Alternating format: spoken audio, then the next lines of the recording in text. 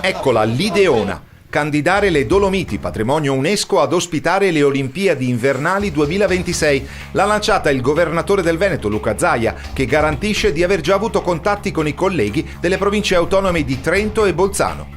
L'idea è quella di candidare il patrimonio dell'umanità a sede delle Olimpiadi, quindi le nostre Dolomiti, che peraltro per il 65% sono in Veneto. Non fare grandi infrastrutture, avere un impatto zero da un punto di vista ambientale e valorizzare tutto quello che c'è.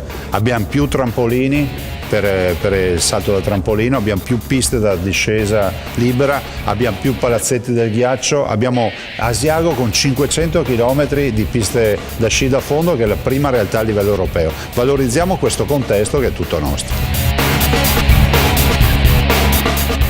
Idea che ha l'approvazione anche trasversale, politicamente parlando. Leggi il deputato parlamentare Roger Domenech, già segretario veneto del Partito Democratico, mentre l'obiezione viene proprio da parte di Arno Compatscher, provincia di Bolzano, a proposito dell'impatto zero sottolineato da Zaia per queste Olimpiadi invernali. Con le regole internazionali, osserva, questo non è possibile. Chiediamo, dice ancora Compatscher, al Comitato Olimpico che cambi le regole, altrimenti non si potranno più organizzare eventi del genere non soltanto in Italia ma in tutta Europa.